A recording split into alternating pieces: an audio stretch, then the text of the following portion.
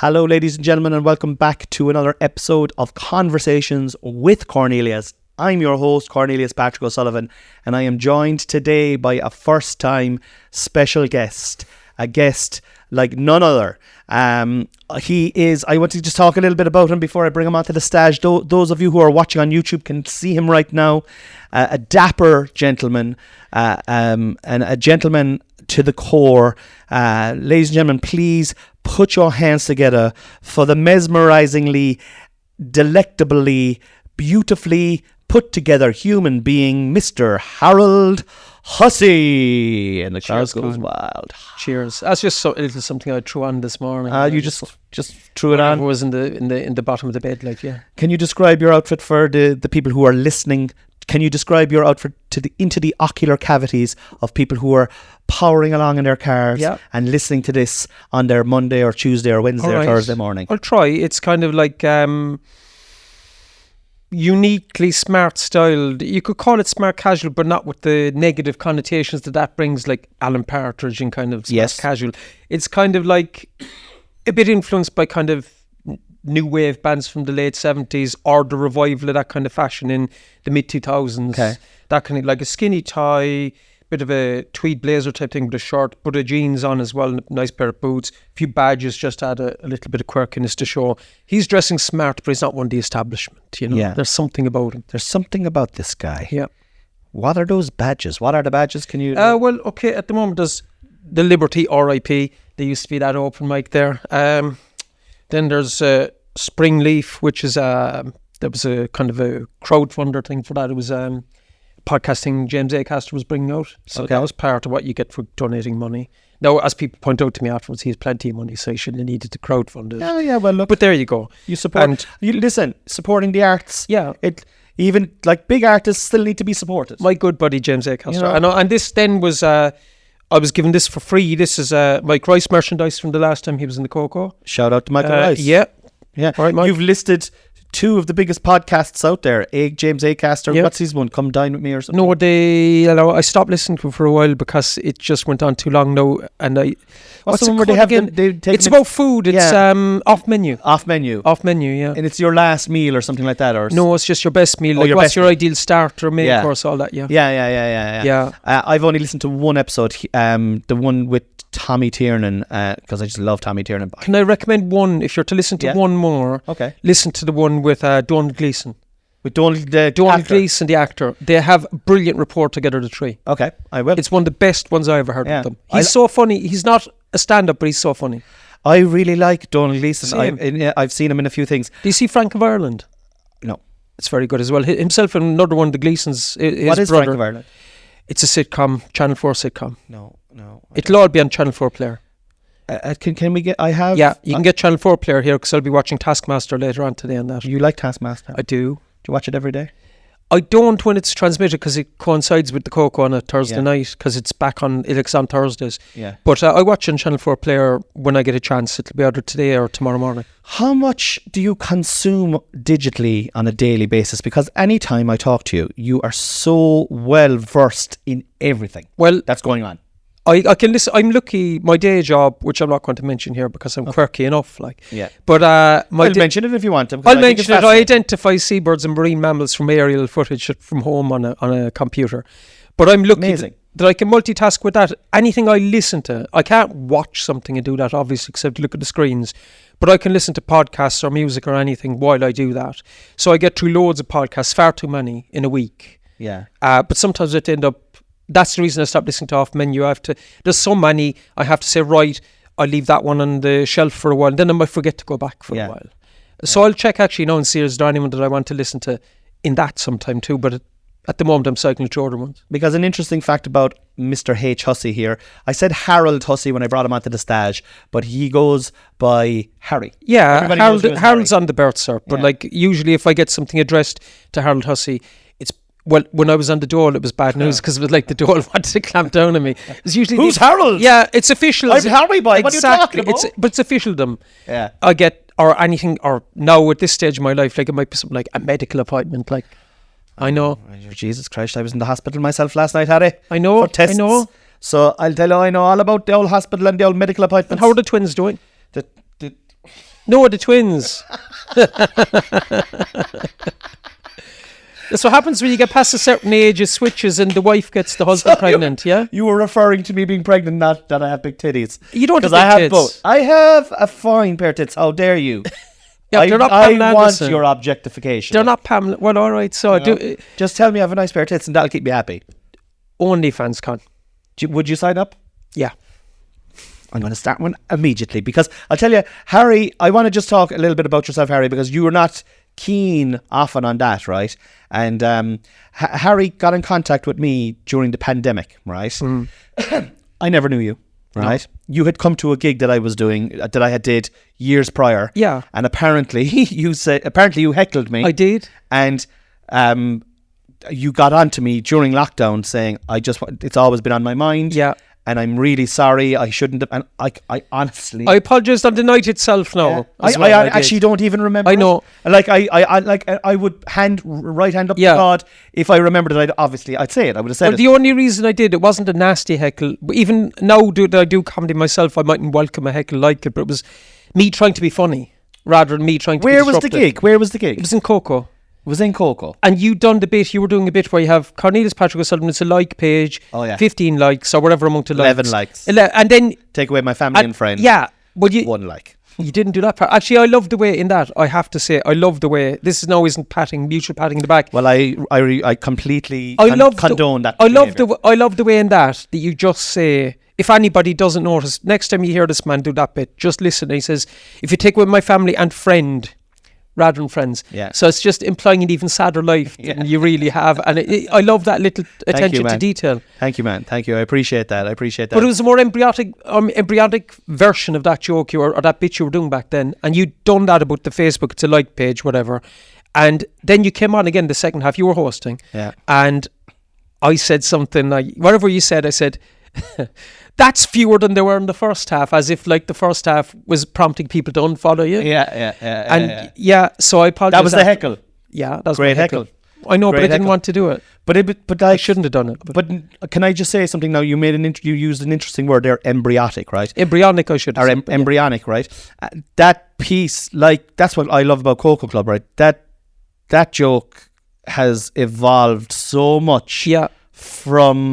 And it's just by doing those. It's much better now. Oh, it's perfect now. It's perfect now, but it was imperfect for a long time. Yeah. You know, just because you're finding because it was friends. Yeah. It was friends, and then I said friend. Friend is much better. And I said friend one night. Just when you're doing a bit and you don't know why you change it, but you just change it in the moment. And I remember saying friend and it getting an unreal reaction, and I was like, okay.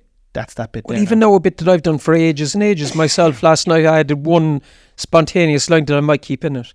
Just a reaction to the other part. Well, I won't say because look, I've little enough material. So if anybody watches this, okay, the other part where I just say, I love your. I go on about how uncool I was, and I say, I went to different schools run by the Christian Brothers, and nothing happened.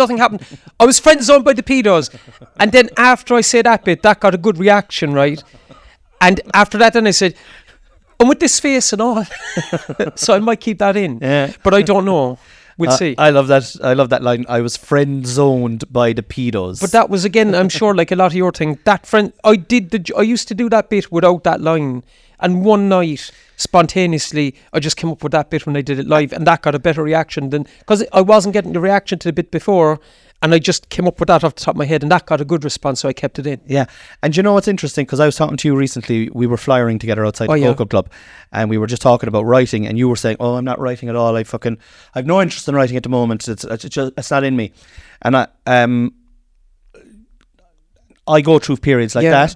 But when you're not writing, but you're still performing regularly, stuff happens that evolves into bits. Yeah. And then suddenly you've got, oh, do you know what? I'm not writing at the moment, but I did this bit in Coco last week, friend zone, and I said friend zone by the pedos, and then suddenly you write that down, and the next thing you've got 4 or 5 sentences underneath it, and it's kind of like these gigs, these kind of like midweek gigs, they're prompts. They're great little prompts from the universe, like downloads from the universe into your mind. Like to help you get out of writer's block. Or do you know those gigs as well? And I've seen you have them. We've all had them. Like those gigs where it's like everything is in sync, that the universe is in your favour almost, and like the audience are lovely, and the audience response feeds you, and then because you're freer, you feed them, and it's like a mutually beneficial thing, and it's so beautiful. And that's the thing. It's, if anybody's chasing any kind of dragon, it's not like a claim like love me. No. Although if you love me, it's great too. But it's like, for me, it's just getting that magical communion where, like, I don't want to get into serious political stuff or anything, but the world, there's a lot of things wrong with the world in general, right? At least 2. I know. At least. Let's say 5. But anyway. Yeah, well, look, I'm trying to be optimistic. I know, but sure, But look, you're probably right. You're probably right. But anyway. 5 things wrong with the world. Sorry, exactly, go on. yeah, I'm not going to go into them, but if you follow me on Instagram, I might go to top 5. Harry Hussey Comedy. Follow him on Instagram. I don't post reels or anything, but if more of you follow me, you might pressure me to do that. Yeah, so follow him. You have been warned. Do follow him though, because I love your Instagram page. And it's important. It's important to, you know, to work. That's your little digital, like, for a person who consumes a lot of content. Yeah, you don't. Like, and I another thing I like about you, I admire about you, is you don't feel the need to be pushing yourself. I think some of it's a generational thing, maybe. I don't know, because I have to force myself to do it sometimes. Sometimes now I love doing it. Oh yeah. But like stories now, I used to do stories all the time, and I'm really trying to get back into doing stories. You do a lot of these little videos too, like GA things and all that, and stuff with Mike Morgan and that kind of stuff. And you see, with those, right, the trick with that is I would be going to those matches anyway. Oh, that makes it even better. And I love analysing matches, and I love talking about Irish culture and the drive to a match and the beauty around the match. Yeah. Because the match itself is beautiful. So I'd be doing that anyway. So when I'm making content from that, I'm actually enjoying it. But a lot of those things with the match, like, I'm not really into GA. I'm not against it, of course, but you're steeped in it in a way that I'm not. But it's like GA is much more than just the sport. It's part of the Irish culture. And in places like here as well. You see, I'm a city boy, so it's different in the city. You've so many. He's from the city, boys. I'm the north side. He's a Norrie. I'm a Norrie. I dress like this and I'm a Norrie, go figure. But my mother's a Culchie. He's more into the kind of the white collar crime, is that what you're saying? Oh yeah. But sure, look, don't give that away. Like, I mean, I won't give it away. That money was only resting in my account. That's why you're wearing a kind of a black collar today, to throw everyone off the scent. Indeed. Black all things to all men and all women and all non-binaries. I heard a lovely way of introducing people recently. Ladies and gentlemen and gentle them. Yeah? Did you ever hear that one before? No. It's a nice way, isn't it? It is, yeah. Ladies, gentlemen and gentle them. Please put your hands together for Harry Hussey. It reminds who says something like, your man used to say stuff like that when Kigo had a podcast. I never listened to it. No, I used to listen to the odd one, but he just seems to, at times, but it's like anyone's personal podcast. It depends on what they've done. Some weeks it's good and some weeks not as good. Sorry, Kigo, if you're listening. You're a lovely man and you're another comedian over the age of 40. So I love you for that, you know. We need more people over 40 so I don't feel ancient. Well, we do. Well, we do. Like, how old are you? 49. Oh my God, you're so old. I know. Oh, this man's a young fella. He's a whippersnapper. 49. I like. all you people who follow this man don't know how lucky you are to follow a virile young man like Con. 47. Yeah, I know. It's very young. Sure. Do you get the bus pass and stuff at 49 or? No, but there's talk now that there might be something come in that if no, in terms of my mother, that anybody. It might be an old Norrie scam again, are you? With the mother's bus pass, oh yeah. No, but there might be some sort of thing that you could travel with if you're like that. Anybody, it wouldn't even have to be a relative. Like, she could get somebody to travel with her. My parents are OAPs, and that's true. They have the bus pass and they have the pass. So if my mother was going to Dublin, I can hop in with her for free. So we start getting a load more gigs up in Dublin and get I'm going to put her into open mics.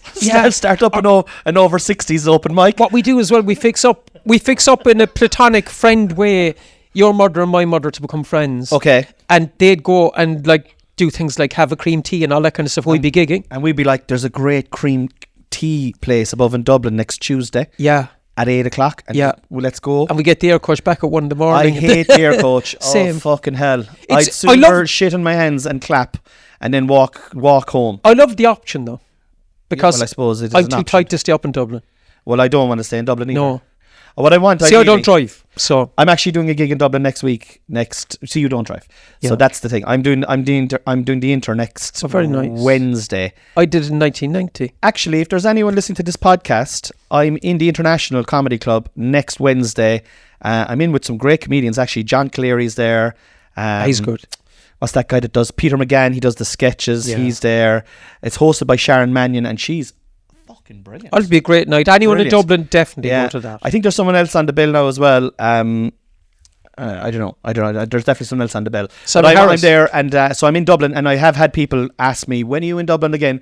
So there you go. You're hearing that now. I'm in Dublin next Wednesday, not this Wednesday, because this Wednesday has passed, but next Wednesday. What date is next Wednesday, Harry? Let's get this. Don't know off the top of my head. I'll have to count it up. Oh, Jesus. We'll have a look there now just to... We're very organised. Well, it's good to... It is. It's good to be good. It's good to get the right information out there to the people. To the people. To the people. They sent me a thing there this morning. What's the name of the club? International, you were saying? Yeah.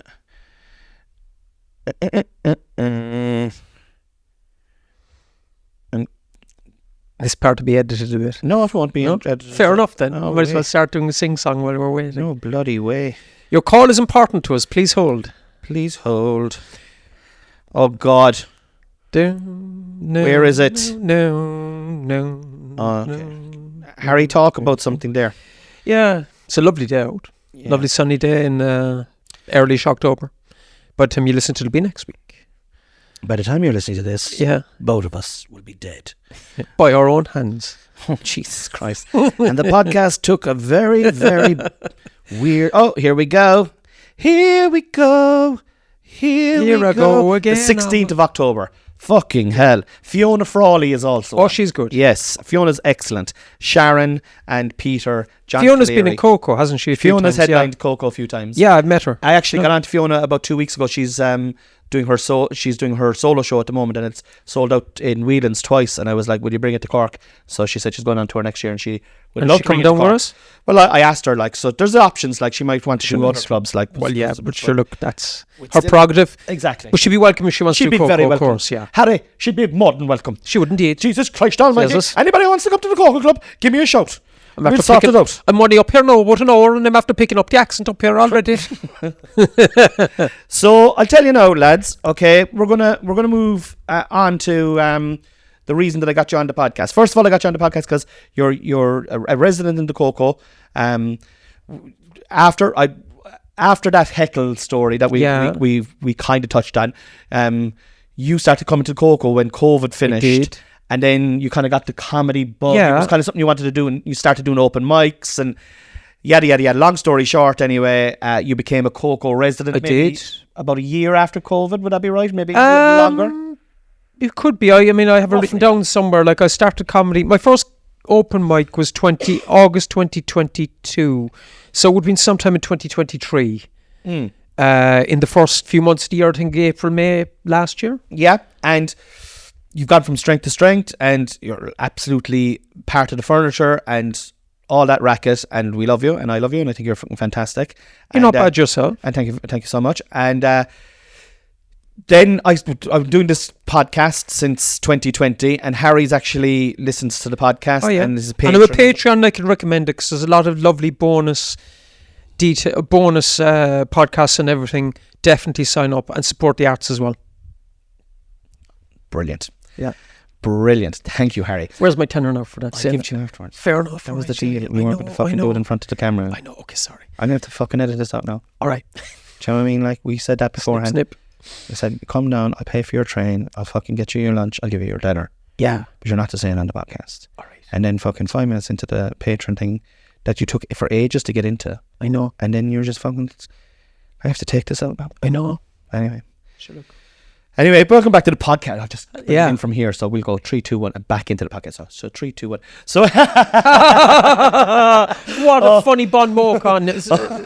Yes, it was a funny Bon Mo con. Bon Mo, like as what was your man that wrote, as Marcel Proust so memorably wrote in the Le Recherche du Temps Perdu. Oh yes. Nihilistic. Vian Green like Tan of Suicide Despair. Go hauling. Yeah. So anyway, As you're on, Harry, I was talking to you, and I've asked you a few times about the podcast. Oh yeah, and I've definitely asked loads of people will they be on my podcast, and it's always on the long finger with me because I've got like family here, and it's hard getting people down, and I want people down here now as well because I want to record them and stuff like that. But anyway, I asked you last week. I said, "Will you come down? What's your availability?" And you said you could come down on the Friday. Yeah, and I said, I wanted you to come on and talk about music. That's true. Because another string to the ever-expanding bow of Harry's talents is his ear for music. Now, I'd like to think myself that I've got a good taste, that I have good taste in music. You do have good taste in music. Thank you, Harry. Thank you very much. But I would have to say I would bow to your taste and knowledge of music. Just because I like good music, I think you've got a deeper understanding of music, and I'm fascinated by it, and I love it, and I'm intrigued by it. So I asked you, would you do the podcast? And in no particular order, could you pick 3 songs that you really love? Not your 3 favourite songs. No, I couldn't do that, you see, because there's too many. There's hundreds. Yeah, there's hundreds. And that's also a very interesting thing, because if you ask someone what's their favourite song, most people go, oh, that's too hard, but then they'll very quickly narrow it down to their favourite artist, and then they'll kind of go, or 2 favourite artists, and then they'll go, oh, fucking, I love Guns N' Roses, I love Bon Jovi, but Living on a Prayer Living on a Prayer. You know, that kind of way. Whereas with you, I knew that it would be a painstaking of course it would. Thought process. It's like asking somebody to choose one of their children or something. It's that personal. Yeah. You can have them all. I don't want yours.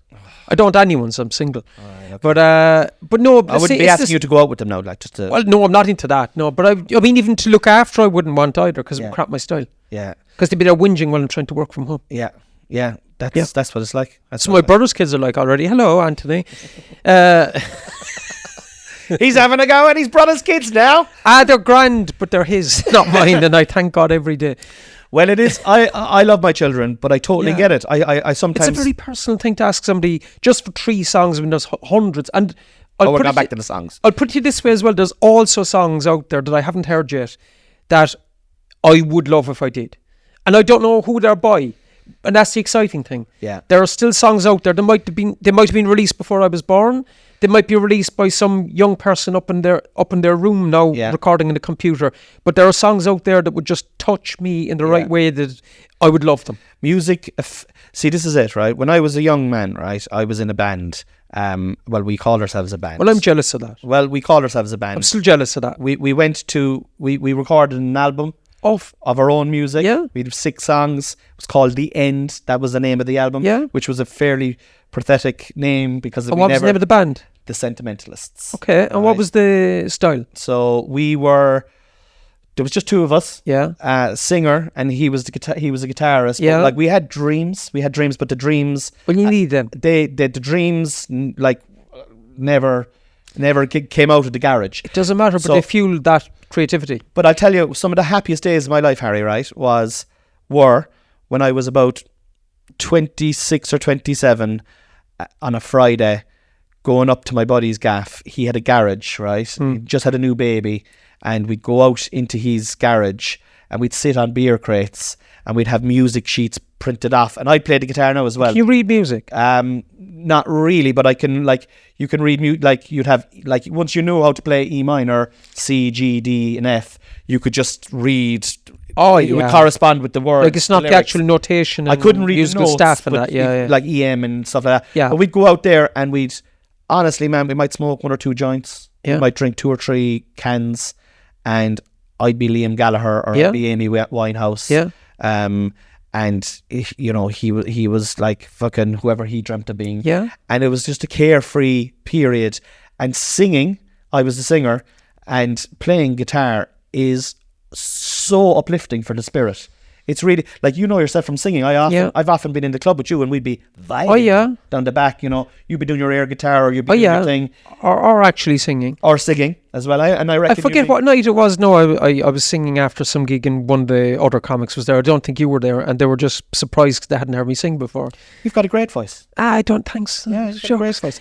Any band in Cork looking for a singer, get on to me first, and if I don't want to do it, then get on to Harry. I tried to form a band years ago. when I was in my early 20s, but I only got one response, and I didn't even have a phone at home at the time, so it was literally I had to write down leave a contact number and your name. And there was one, well, if I say young lady, it makes me sound old now, but she was about my age then, probably. Yeah. But like, she left, I think she played bass, and I spoke to her, but nobody else responded, so nothing happened. Yeah. And I didn't even meet this person. Yeah. She's famous now, by the way. And she's not. Madonna. No, it's not Madonna, not that old. Madonna was famous when I was in school, man. Primary school. It was Madonna. You're nearly 100, man. But yeah, music. So I still love music. I feel that some people over time, not that's generalizing now, but I feel a lot of my generation don't have, like when I was young, music, there was energy in music. Yeah. And there was like, you talk passionately about music, yeah, and what was the lyrics were about and how it resonated with you. And I feel, you can get lost when we're talking about kids. You get lost as you grow old. Yeah. You get like, and when you get sidetracked, life becomes complicated. You either have kids or a mortgage, or you're holding down your job, or you're doing something, and your mind goes to those things all the time because you have to provide for your family. You have to, like, we had fucking problems with the roof there. We'd builders in doing the roof there during the week, fucking $3,000. Do you know what I mean? Like, I can hardly be thinking about like lyrics to a love song about my wife. Or do you know what I mean? Like, what rhymes with "I love you so much, darling"? Yeah. And there's a pissing. I love you so much, darling. When you sing, it doesn't sound like a starling. And you might think it's alarming. Yeah. But darling, look at that, darling. Yeah, exactly. I know, yeah. We've just written. It's a copyright now. We have just written lyrics. We're the modern day Lennon and McCartney. How would we sing it? Well, no, we'll write that off air. If we do it now, you see, somebody could rip off the melody before we say it's ours. Right, man. Yeah. And you know what? We need someone with a business acumen, and you can be that guy as well. I can. I'll just be there. Well, I'm not hard nosed enough. I'm too easy going. Well, what you can do is we'll collaborate. We'll come up with it. We'll come up with it. What we call it, darling? Probably. We'll see. Okay. We won't. Yeah. Okay. All right. We'll get back to you on that. We'll call it Yesterday. Yes. I think that might do well. So anyway, moving along. Okay. I'm going to ask you in no particular. So you send me 3 songs, okay? Yeah. And I asked you to send them to me on Thursday so that I could listen to the songs if I wasn't aware of the songs. Of course. Do you know what I mean? So that I too then could go like, okay, yeah, I like this song or I didn't like this song. Now, I listened to all the songs twice. One of the songs is a dear song to me. Of course, and to me for the same reasons, more or less. The other 2 songs, I'm very familiar, really familiar with both of the artists, but not the songs. I had never heard the songs. Well, yeah. And they were all banging tunes. Thanks. All 3 of them were banging tunes. I'm going to start with the first one, right? The first one that you sent through was from a band called Queen. Yeah. I don't know if you ever heard a Queen. Little known band, yeah. Little known band. Little garage rock band. Indie. Yeah. Indie, a little bit underground. Retro vibes. We might have them in the Coco next week. Well, we'll give them. Let's see how they do on the Thursday night. I see they have a different singer now, like, so they don't know they fill the Coco anymore. Yeah, no, forget about it. So forget about it. I have to put on my glasses now even to read this. That's how fucking blinding I know. But anyway, so this is the first song, right? And I'm going to read what you said. Okay.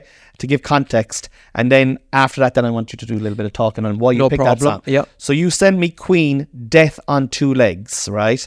And this is what you said. You said, because I love so much music, I've really struggled to narrow things down to just 3 songs, and so there's a story behind the 3 songs, and I can elaborate between the songs and touch on other stuff that I like. First off, even though I like music as a small child and watched Top of the Pops from age 4, maybe the first time I got into a band or an artist in a big way was shortly after Freddie Mercury died, when my brother and I got into Queen. And so I won't choose the obvious songs. This song, "Death on Two Legs," opens their 1975 album, A Night at the Opera, the album with Bohemian Rhapsody on. But it's much more than just that song. There's a story behind the song also. Now, I'm not going to play the song because we're putting this up on YouTube. And Sony bought all the Queen back catalogue lately. They might be litigious. They might take us down. And they might take us down. Yeah. And I think Sony have more lawyers than we'd be able to afford between us. Well, we could represent Shout out to Sony. I'd go in there and be like, "Sony, Yeah, Well, fuck yourself, bye. Well, no, do you know the only Music thing? is for the fucking people and it's not just for you corporate big fat cunts like yourself. I'd gladly go to court against Sony and Queen as long as the surviving members of Queen had to come to court as well. We get Brian May. Brian May and Roger Taylor, yeah. What I will say about Brian May is I never liked his hair. No, I don't either. I was like, what's with the fucking... I know. Big, massive mane. See, it was okay in the 70s, but all the rest of the band had they all had long hair when they started. You'd have seen Bohemian Rhapsody videos and that. They all had long hair, which was the style in those days. It was the style. And the rest of them changed as time went on, and Brian didn't. Yeah. And even though his grey hair looks like a judge's wig. Yeah, that's just our opinion, Brian. But look, listen. Shout out to Brian May. Fair play to you, Brian, for you being you. Yeah. That's what I'll say. Do you know what I mean? I wouldn't have hair like it now, but... I couldn't grow hair like that. So maybe it's an inherent jealousy. Maybe. I don't think it is, though. Jealousy was a song by Queen as well, but it's written by Freddie Mercury. Tell us about this song. Okay, I'll tell you about Death in Two Legs, right? Now, you see, Queen, for a start anyway, a lot of people, like, do you know the way, if you're not, like, I'm not... You and I wouldn't be necessarily, like, Beatles fans, because we weren't born when they split up, for one thing. But, like, even if it's only secondhand through Oasis talking about that, we know of them. And like everybody who knows about music, you know Sgt. Pepper's, you know Revolver, you know some of their albums. Yeah. Now Queen, unless you're an actual fan, Queen aren't actually as much about the albums. People know their hits, like the singles. Yeah. But the one exceptional album to a degree, because Bohemian Rhapsody's on it maybe, is Night at the Opera, which came out in 75, late in the year. So... Was it their first album or their second album? Fourth album, yeah. They'd already That's really unusual. Would you say it's their best album? I don't know. It's good, but like it's just. I think it's because Bohemian Rhapsody became a juggernaut and really took off. It's a very solid album, but they had very solid albums either side as well. It's a testament to how talented they were that they at album number 4. Bohemian Rhapsody only made it onto. Do you know what I mean? Like, yeah. And like this song, "Death on Two Legs." Well, honestly, I fucking love it. It's a lovely song. I love the intro. Can you describe the song, actually? I will. I'll try and describe it musically first. Like, it just... What it is it builds up from... Like, they obviously fade it in or something. It's just Freddie Mercury playing a very detailed, intricate, almost classical-influenced piano piece. Just... Grabs your attention. And then there's kind of... Freddie Mercury, this thing, Brian May will say it as well, like Brian May plays piano in some Queen songs too, but Freddie's style was very almost percussive of playing the piano, because when he starts doing, he's doing a little bit of tinkling first, and when he does the chords then like dun dun dun, he almost stabs the keyboard with his fingers. It's kind of like he's strut as well. It's kind of his style. To a degree, to a degree. So it's his personality coming through in the piano too, almost. And then this heavy distorted guitar comes in and it builds up, and then fucking class, man. And the whole song is a diss track against their former management. I don't know, did you pick up on that with the lyrics? You asked me that earlier on. Yeah. And I'll tell you, as I said, I was in the hospital yesterday. I had searing pains in my belly.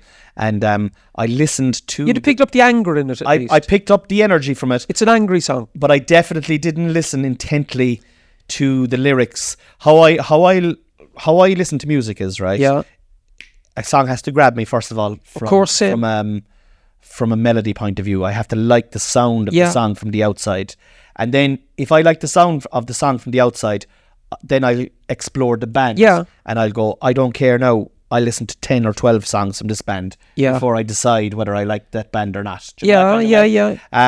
But I do like Queen. I mean, I'm normally hopeless in lyrics as well, I might add. I'd be similar to you in that respect. But I do, as I get further down... Yeah.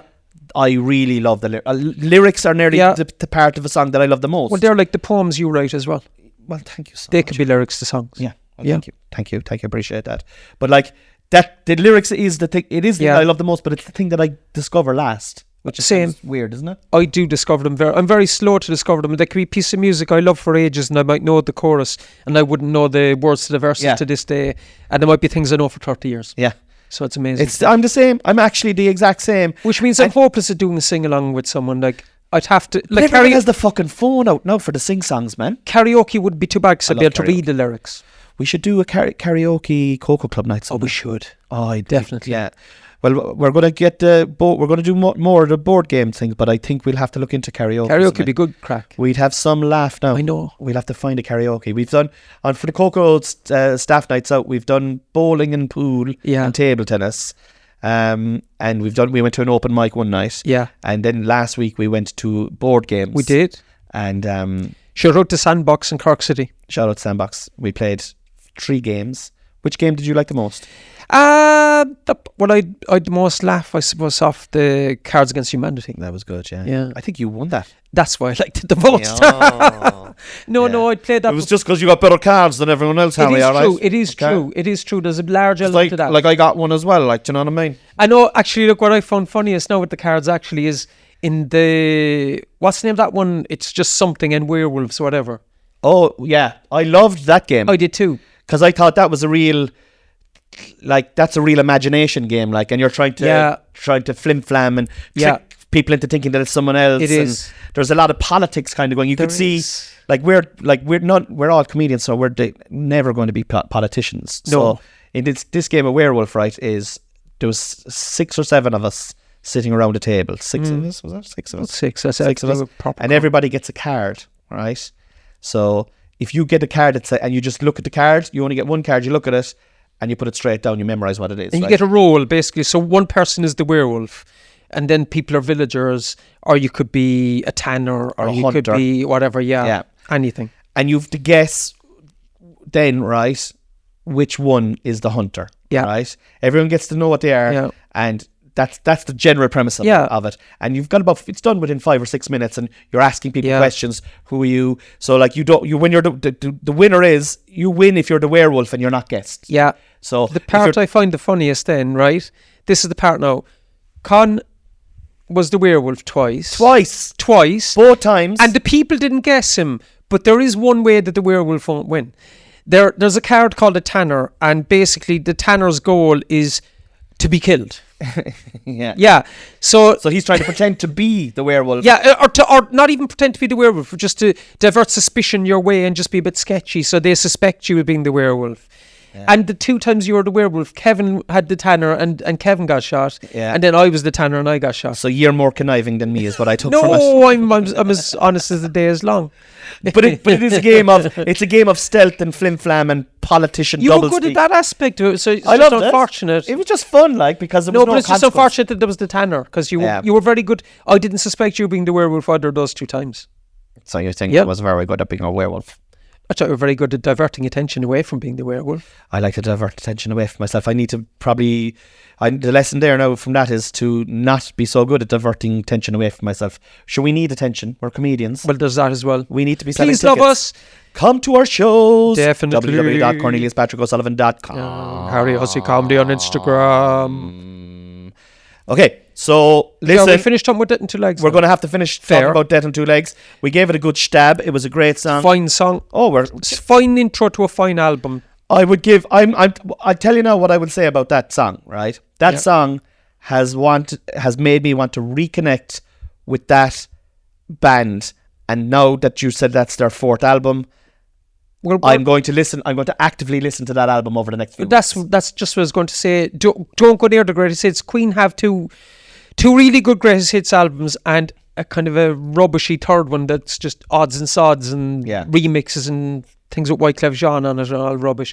But the first 2 greatest hits, forget them for now. Go on to Spotify, all their albums are on there. Listen to Night at the Opera from Death in Two Legs right through to the end as a piece of music and see what you think. I'll do it. Yeah, thanks. I will do it. Move on. You have inspired me, my friend. Fair enough. So the next song you sent, right, and I'm just going in order of that you sent. I know these aren't in order of how you love, but this is the next song you sent. And this is the song that I instantaneously, when I saw it, I was like, I knew you would. Tune. I knew it. Tune. From a band that I love.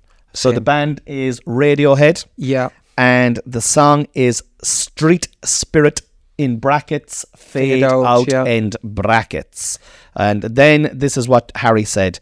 So Harry said, then I'll touch on my late teens through my early 20s and how I was very interested in contemporary music too.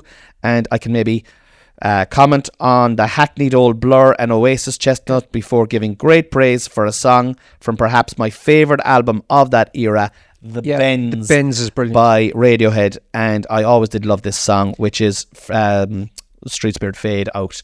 And it is a serious tune. And again, this tune has an intro to Die For. Oh, it's brilliant. I could play that once, but I could play it very slowly. But I did have the notation in a guitar magazine, and for a while I used to have to play the intro to that, which is lovely. Just a nice finger-picking acoustic guitar intro that comes in.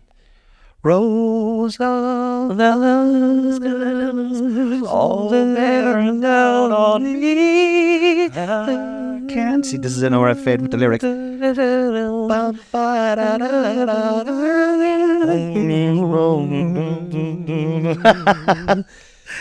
Fade out again.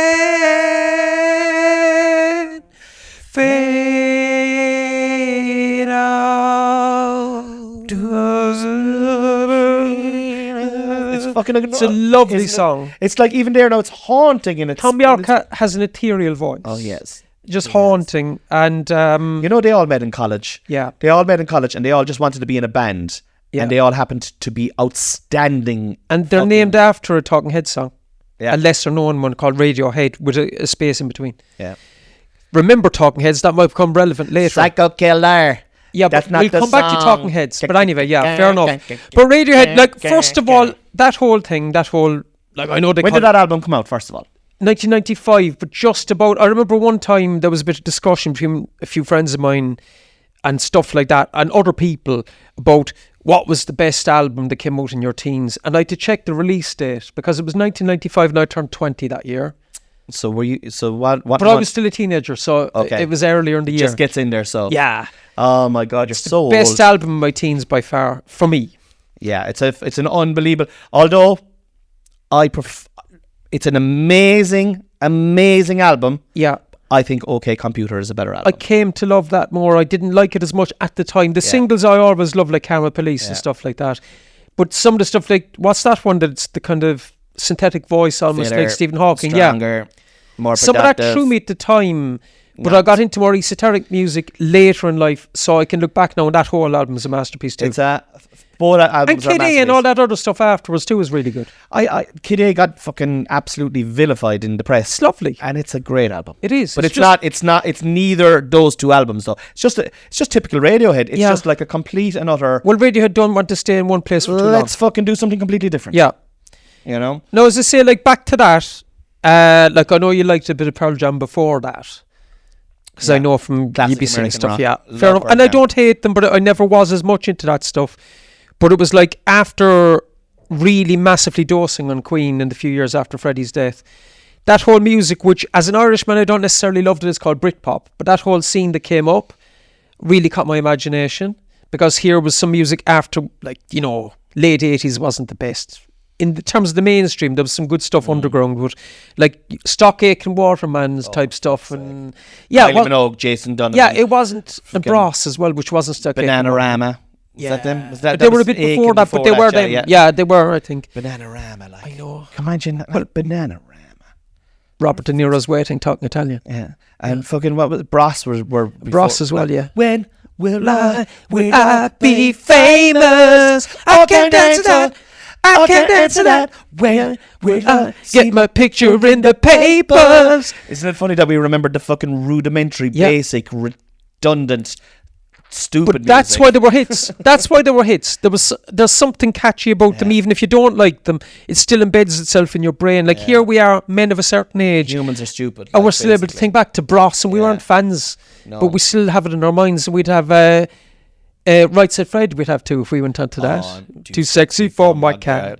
Too sexy for my cat. I'm a model, you know what I mean. They've become real right-wing conspiracy theorists nuts now. Of course they have. They're of the age. Yeah. I'm surprised we are not. No, I'm surprised that we're still on the old left.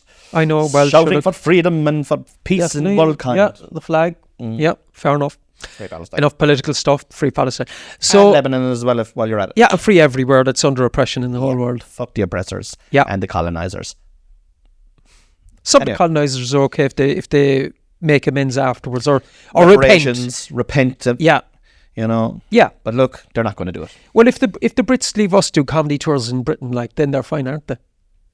A big tour, like. I don't give a fuck. Look, I think England's. Yeah. I do. England's grand now. It's the establishment. The establishment. You have said it. Yeah, that is the problem. Not the ordinary people. English people, even in those eras, were probably sound. Exactly. We have a lot more in common than the establishment would have told them, and that's the problem. Correct and true. What you're told by the people above you. Yeah, and it's just like, fuck it. Such a lefty. Let's not get into that. Talk to me about this song. I will. Well, that song, as I say, first of all, if we're to go, for those who weren't there, the whole thing boils down to that episode of Father Ted where you had Joe Rooney as Father Damo. I said, which do you prefer, Oasis or Blur? And it just becomes very reductive. And for the record, Blur from me, because Blur are more varied. Oasis were grand at what they did for me for the first 2 albums. Your mileage may vary. You like them a bit more than I do. Be Here Now is so underrated. But you see, the thing is, Noel himself says they only have one perfect album. Which one does he think is perfect? That was their best one, I think. It's a great album. Yeah. I bought it again recently. Because it's a great album. Yeah. What's the Story, Morning Glory is a great album. That was the bigger hit. But it was like they were already... There was She's Electric wasn't much of a song. Considering what the rest of the album was like, it's not a Wonderwall. It's not a Don't Look Back in Anger. It's a floor filler though.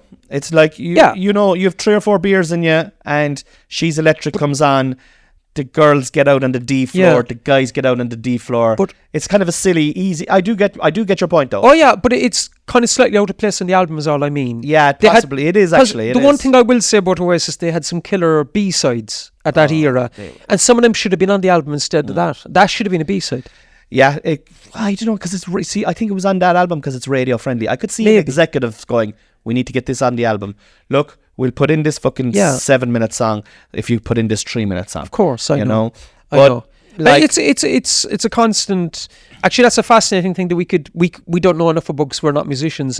But that whole the tension between art and commerce, that must be a fascinating thing, and the amount of arguments that must have been hard fought about it. And some bands have if a band is around a while, they'd be able to dig in their heels and get a bit more their way. But if a band is there and they're only coming out new, well, they're just fucking sucking the devil's dick, aren't they? Like, I know. They're just going. Actually, do you remember that they want to be before? Famous, it was Fame is the Killer. Bill Hicks. Yeah. And he used to be on about the part about sucking Satan's cock. Sucking Satan's cock. I mean, what would he think about the modern people, not his reality people now, compared to the people he was raiding against? I think if Bill Hicks came back now, man, he'd fucking end his own life. I know. He'd be like, what the fuck have you done? I know.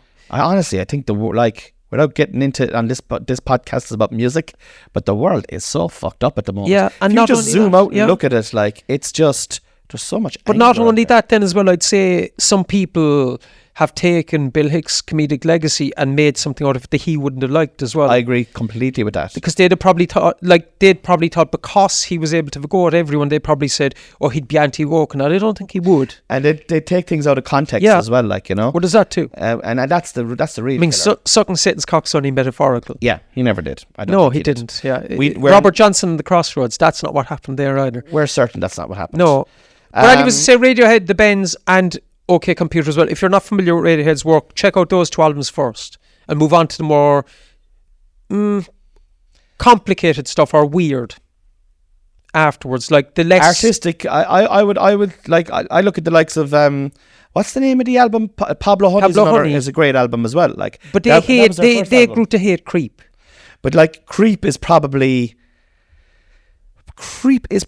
their most famous song, and it's in that. That's why they hated it. I think they moved on from that style very quickly. Yeah, but you have to. This is what I admire the fact that they completely go off. It's like U2 to a certain extent, but not as creative, or much more creative. They were not afraid of completely going into different genres, but you should respect.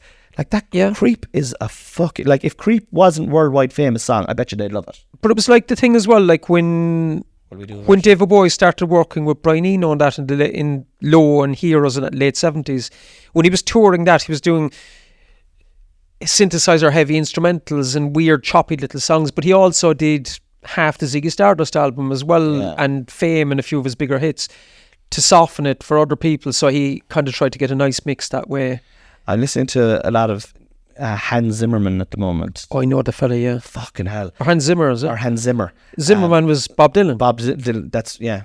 Robert Zimmerman. Robert Zimmerman. Yeah. Hans Zimmer, the German. I know the fella, yeah. Or what you call him? He's a composer. He's a composer, but like he's multi-instrumentalist as well. I was watching. Mostly film I know him from. Yeah. It's mostly film. It's like he scores and stuff like that, but he does live gigs and stuff like that. Of course. With an orchestra. And they're poetic. Yeah. Poetic. Of course. But anyway, listen, we're getting off track. Yeah. We're getting off track. Radiohead, great band, great song. Yeah. Last song came from a band that I know, but haven't listened to massive amounts of their music, but would always go, oh, they're interesting. I like they're kind of rhythmic. And I used to sing. I used to play music with another girl before. Yeah. And she was. We were trying to start a band, but it never happened. We had a few rehearsals. But we used to do Psycho Killer. It's a good song. And it's a great song. It's off their first album. Yeah. So, Talking Heads is what I'm talking about. And this is what you said. You said, then I need to touch on the fact that I love slightly quirky, arty stuff. I give passing mention to how I'd love to have picked something up from the post-punk inspired indie revival in the mid-2000s. Yeah, all Franz Ferdinand and Interpol and that, but I'm not going to go there today. It's enough that I dress like them. That is your style. Yeah. You can say how Bowie spelled legend. Bowie was a gateway drug to kind of people who worked with him, like Brian Eno. Yeah, and Robert Fripp. And Robert Fripp as well, who was the main man in King Crimson for years, but he played guitar on some Bowie albums and all this kind of stuff. And David Byrne, obviously the frontman of Talking Heads. Now, what happened there was Talking Heads had that first album with Psycho Killer. Yeah. And they admired Brian Eno, and Brian Eno, for his part, was working with these up-and-coming bands because he produced Devo's first album as well. I don't know, do you know Devo? No. Well, anyway, some of you out there might. They were a strange American band that came out in the late 70s. Very odd, little quirky, arty band, yeah. So anyway, Talking Heads already had good success, critically at least, with that album, the first one, Talking Heads 77. And from the second album onwards, Brian Eno came in working with them. And what it is, like, it's very easy to go, like, I'm fully aware as well, I'm not being inclusive for the sake of being inclusive, but I'm fully aware in picking these three songs that you could say, do you know, they're all middle-class white people. And well, this is your musical taste, and you're a middle-class white person. I'm not middle-class, I'm working class, so I just dress up. But the point being... He's working class. I am. He's a working class lad from the north side of Cork, so I'll have no one say I didn't know otherwise. Yeah. That's cultural appropriation. Anyway, fair enough. No, I'll come at this now, right? What I mean by that is I love loads of stuff. Like, I love a lot of the old Motown stuff from the 60s as well, like, or anything. So, like, music is music to me. I don't care who makes it. Yeah. But the point I'm making here is, on that album, they'd already done 2 albums with Eno producing in that, right? So, when they were going into the studio to make Remain in Light, and the most famous song for that is Once in a Lifetime. Do you know, you may find yourself singing a Shotgun Shack. Yeah. I love that tune. It's a great tune too. You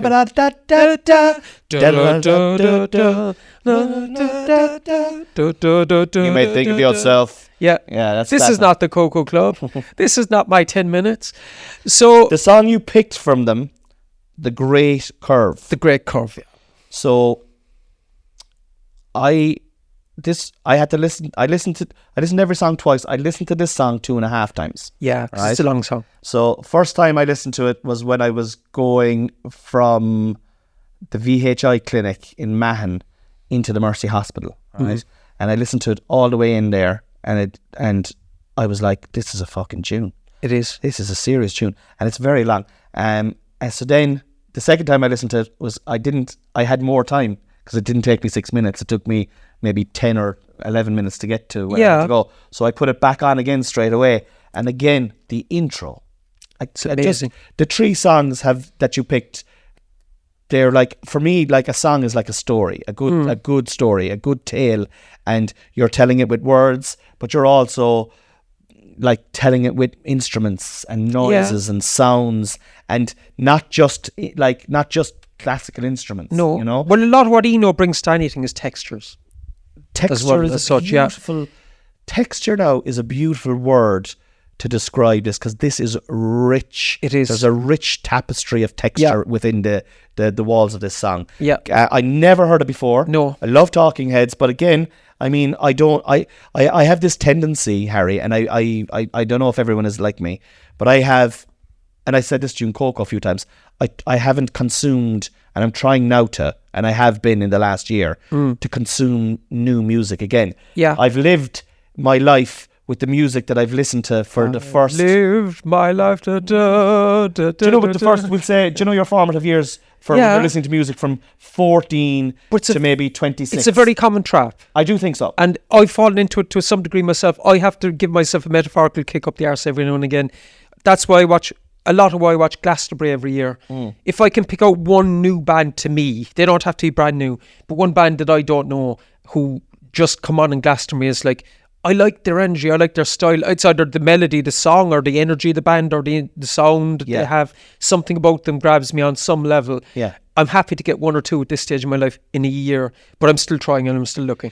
Do you know who I'm listening to now, right? As an example of that, right? Now, they're probably around a while, but to me, it's new music because it's not music that I've been listening to for a long, long time, is DC Fontaine. Oh, it was Chris got you into them, Chris Kent. Shout out to Chris Kent. All right, Chris, bye. Yeah, Peace legend of a comedian. Peace and love. Chris is a legend of a human being. Just a full-time legend. Love Chris. DC Fontaine, and he did get me into him. He also got me into that fella that sings the Take Me to Church. Hozier. Yeah. Again, not new music. Hozier's around fucking 10 or 12 years. He is. But like, to me, that's new music because I'm actively listening. Of course. And I'm like, why have I not listened to his voice is like velvet chocolate. I know. It's unbelievable. And it's haunting, and his lyrics are deep and meaningful and poignant. And I'm like, I've tried to start to rediscover my joy from do you know who you'd probably like so as well, if you like in the kind of style of Hozier? No, apologies if they're completely different styles. Jason Donovan? No. Your man Craig McLaughlin that was in Neighbours, yeah? No. That's a blast from the past. Craig McLaughlin. No. Oh, God bless you. Craig McLaughlin. That is a blast. Villagers, Colin. They'd be kind of similar to Hozier to me. Do you know them? I've heard of them for years.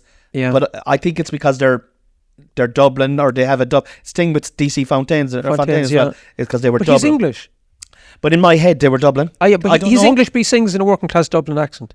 Oh, well, there you go. Well, he was English but brought up here, but he was brought up somewhere like Howth or some well-to-do place. And that's the DC Fontaines, is it? Yeah. But I only know that one. But the Villagers, are they Dublin? I think so. Yeah, that's... The Pale anyway. Yeah, that's probably why I have this fucking thing.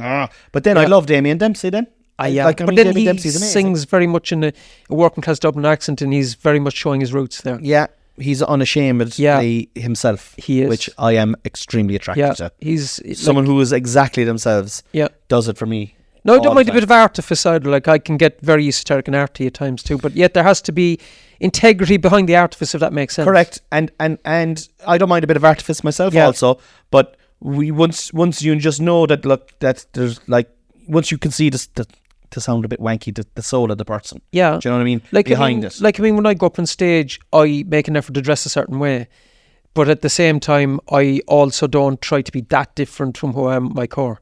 It's just an exaggerated version of myself through a prism that I want to show the world on that day. And I think that's the best way to do comedy, is to be yourself. Obviously, you're going to be an exaggerated version of yourself, but it doesn't have to be an extremely exaggerated version of yourself. It can be a toned down one. But when I started we're doing pre-prepared material. When I started out in the Cork scene, some people thought I was a character act. Did they? They did, yeah. Can't remember who did now, but somebody said that I was a character act. I said, I'm not.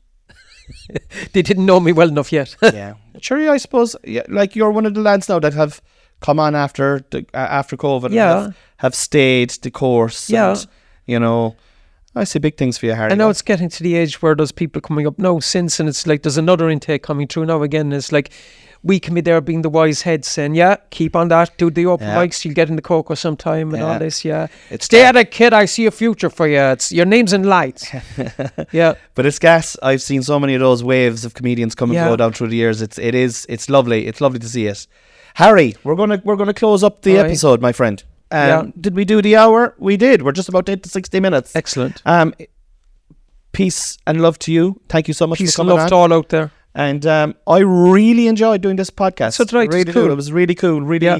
I think that we had. I think we had a great conversation. Yeah. So let's do it again. So we'll do an hour talking about Westlife next time, yeah? Well, if you don't And want. Jedward. Yeah. Well. Yeah. Well, Jedward obviously goes without saying. West Jed. Yeah. Jed life. This should be that, actually. Jed life. Yeah. We should be that. It's the combo that we all want. We all want it, yeah. Guys, if you're loving the podcast and liking the podcast, please subscribe to the podcast and give a review. Apple on fucking wherever you give the reviews. I think it's on Apple. I don't know. 5-star review. 5-star review, please. That'd be great. If you want to support the channel, you can sign up to the Patreon. Link is in the description. It just helps me buy lights and microphones and batteries and pay thousands of euros for guests. Yeah. Thanks for listening as always. I really appreciate you. Staying by the wall. Bye. Good night, Irene. Good night, Irene. I'll see you in my dreams. See Cornelius's comedy show, A Bird in the Hand, upstairs in the Roundy on the 25th of October.